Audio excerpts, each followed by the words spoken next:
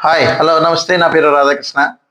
Big boss season 9 నిన్నటి episode మీరు అందరూ చూసే ఉంటారు. బ్రహ్మాండంగా ఉంది కదా!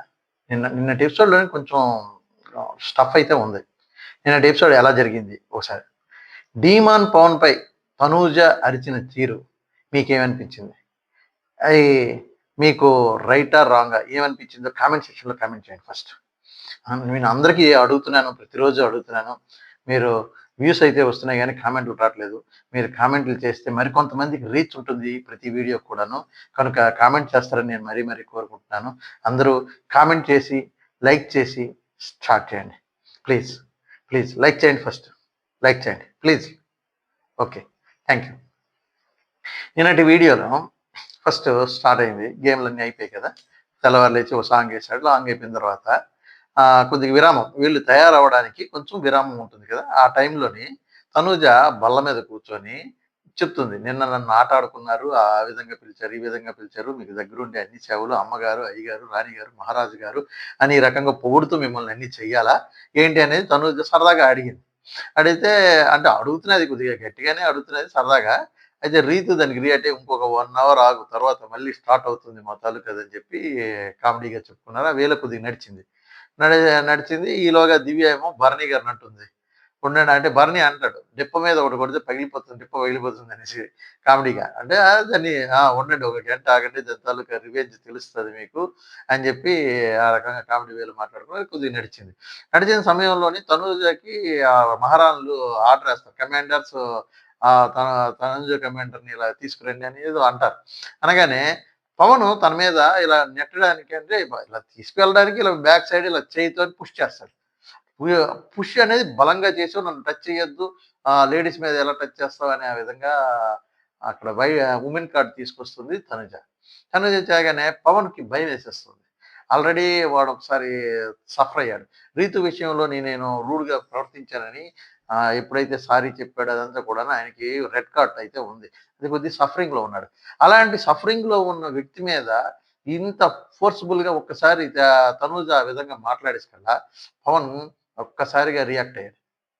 ఎందుకు అలా పోర్ట్రే చేస్తావు? నేనేం జేశాను? వాళ్ళు తీసుకురమ్మన్నారు. నిన్ను కొద్దిగా అలా చెయ్యి వేశాను అంతే. అంతకు మించి దానికి వుమన్ కార్డ్ తీసుకొని నన్ను అలా అంటావా?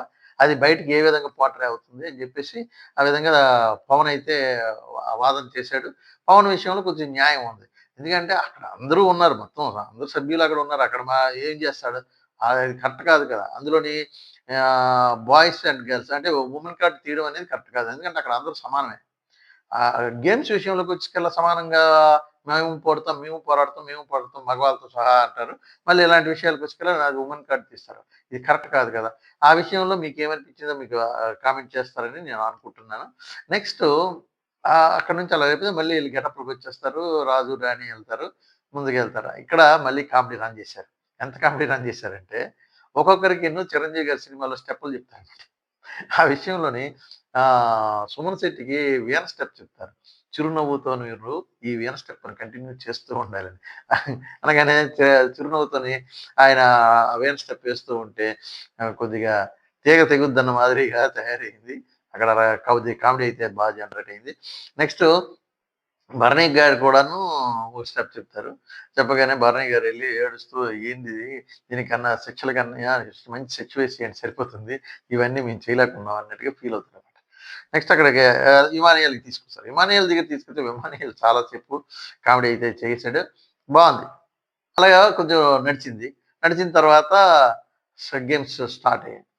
ఇప్పుడు కమాండర్స్ నలుగురిలో ఎవరు ఆడతారు గేమ్?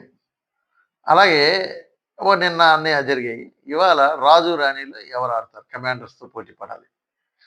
ఈ రాజు, రాణి కమాండర్స్‌తో పోటీ పడి ఎవరు గెలిస్తే వాళ్ళ దగ్గర నుంచి ప్రజల్లోకెళ్ళి పోటీ పడాలి. కనుక ఇక్కడ ఎవరు పోటీ పడతారు అనగానే రాజు, ఇద్దరు రాణులు ముగ్గురు కలిసి డిసైడ్ చేసుకుంటే దివ్యని పంపిస్తారు యుద్ధానికి. అంటే గేమ్ ఆడడానికి. దివ్య కమాండర్స్ నలుగురు కూడా ఎవరు యుద్ధానికెళ్ళాలి అని అనుకునేటప్పుడు నలుగురు కలిసి చీటీలు వేసుకుంటారు.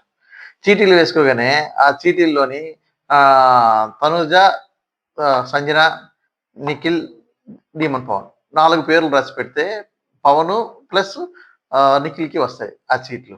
ఆ సీట్లు రాగానే తనుజ నేను ఎంతో అనుకున్నది అవ్వలేదు. మనకి లక్ ఫేవర్ చేయలేదు అన్నట్టు ఉందండి. నెక్స్ట్ అనౌన్స్ చేసి చెప్తారనమాట. ఎవరు రాజు రా రా రాజు రాణిల మధ్యన యుద్ధంకి ఎవరు వెళ్తారని అడిగితే నిఖిల్ అండ్ డీమన్ పవన్ వెళ్తున్నామని చెప్తారు. ఒక గేమ్ పెడతారు. ఆ గేమ్ చాలా అప్పుడు ఆరిద్దరిలో ఎవరితో నువ్వు ఆడతావు అని అంటే దివ్య ఏమో నేను నిఖిల్‌తో గేమ్ ఆడతానని చెప్పేసి చెప్పడం జరుగుతుంది. అయితే ఇక్కడ ఈ గేమ్ చాలా బావుంటది. ఏంటి డబ్బాలు పెద్ద పెద్ద డబ్బాలేమో లాక్ చేసుంటాయి. ఆ లాక్‌ని ఓపెన్ చేయాలి. ఆ ఓపెన్ చేసిన దాన్ని అవతలకి విసరాలి. దాన్ని ఒక స్టాండ్ మీద పెట్టాలి. ఆ స్టాండ్ మించి బాల్ తీసుకొని ఆ స్టాండ్ మించి పడగొట్టాలి. ఆ విధంగా గేమ్ అనమాట. ఆ గేమ్‌లోని చాలా చక్కగా నిఖిల్ ఇక్కడ అద్భుతంగా ఆడాడు. నిఖిల్. ఆడి అక్కడ తీసుకెళ్తాడు. అయితే నిఖిల్‌కి ఎక్కడ ఫేవర్ చేసిందంటే ఒక డబ్బా కొడితే అది 3 డబ్బాలు పడతాయి. ఆ 3 డబ్బాలు పడగానే ఒక దగ్గరే కొడితే సరిపోతుంది. దివ్య అయితే అంత స్పీడ్‌గా లాక్ ఓపెన్ చేయలేకపోయింది. అక్కడ పెట్టలేకపోయింది. కొద్దిగా దివ్య కొద్దిగా పక్కకి ఎళ్ళిపోయింది. మొత్తానికి నిఖిల్ అయితే గెలిచేసాడు. నెక్స్ట్ నిఖిల్ ఎవరితో గేమ్ ఆడతారు? నిఖిలు, డీమన్ పవన్ ఉన్నారు కదా! ఇప్పుడు ఎవరితో ఇద్దరితోని గేమ్ ఆడాలి. ఆ నలుగురికొస్తది. ఎవరికి? భరణి గారికి, గౌరవ్‌కి, ఇమాన్యుయేల్ అండ్ సుమన్ శెట్టి. సుమన్ శెట్టి నిన్న ఆడావు కాబట్టి, ఈ రోజున నేను, గౌరవ్ ఎళ్తాము అని చెప్పేసి భరణి గారు, గౌరవ్ ఆటకెళ్ళడం జరుగుతది. ఇమాన్యుయేల్‌కి ఆల్రెడీ ఇమ్యూనిటీ ఉంది కాబట్టి ఆయన పక్కన పెట్టేస్తారు. అయితే ఇమాన్యుయేల్ పక్కనేంటంటే గౌరవను ఇది గొప్ప గేమ్. ఇది కూడా మంచి గేమే. ఎలా ఉంటది? తాళ్ళు అడ్డదిడ్డంగా తాళ్ళు కట్టుంటాయి. అందులోంచి దూరెళ్ళి మొత్తం బ్రిక్స్ లాంటివి అన్నీ కూడా ఒక లైన్‌లో పేర్చాలి. ఆ లైన్‌లో పేర్చిన తర్వాత ఒకదానికి టచ్ చేస్తే అన్నీ పట్టెళ్ళి బాలు బౌల్‌లో పడాలి. ఆ బౌల్ తీసుకొచ్చి అది జెండా పైకెళ్తుంది అనేది ఒక చిన్న గేమ్ అన్నమాట. ఈ గేమ్‌ను ఎవరు టాస్క్ ముందు పూర్తి చేస్తారు? ఇద్దరు కూడా చాలా అంటే అది దానికి ప్రతిరోజు కూడా ఎవరైతే ఎక్సర్‌సైజ్‌లు చేస్తారో, ఫ్లెక్సిబుల్‌గా ఉంటారో ఆ గేమ్ ఆడగలరు.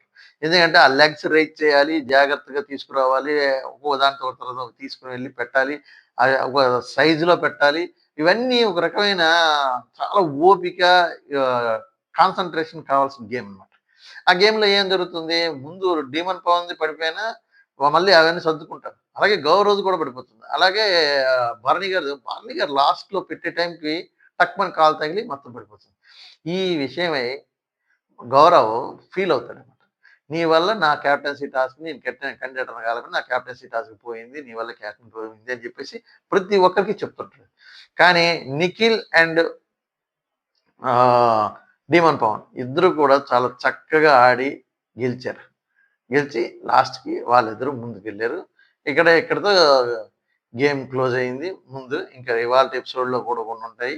ఇవాళ కూడా చూడండి. అలాగే మన రివ్యూస్ కూడా చూడండి. చాలా బాగుంది. ఇక 2 కూడా ఎపిసోడ్ వైస్ చూసుకున్నా సరే ఇది బావుంది. ఆ విధంగా గేమ్‌ని తీసుకెళ్ళడం ముందుకు తీసుకెళ్తున్నారు. అయితే మీ ఫేవరెట్ కంటెంట్స్ ఎవరైతే ఉన్నారో వాళ్ళందరికీ ఓట్లేయడం అయితే మర్చిపోకండి. రాను రాను ఇంకా కష్టం అవుతుంటది. ఒక్కొక్కరు గెలవాలి అనంటే నిఖిల్‌కైతే ఓట్లు కొంచెం కొంచెం పడుతున్నాయి. గౌరవ్ లాస్ట్‌లో ఉన్నాడు. ఇప్పుడు మీరు గౌరవ్ ఫ్యాన్స్ ఎవరైనా ఉన్నారంటే ఓట్లు వేయండి. అలాగే నిఖిల్ ఫ్యాన్స్ ఉన్నవాళ్ళు బాగా ఓట్లు వేయండి.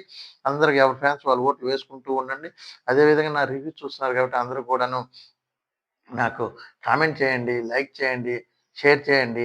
మీకు మరీ మరీ చెప్తున్నాను. కొత్తగా చూసేవాళ్ళు ఎవరైనా ఉంటే సబ్స్క్రైబ్ చేసుకొని ఛానల్ చూస్తారని కోరుకుంటున్నాను. Thank you very much. మన ఛానల్ ఎన్ఆర్‌కే టాక్స్.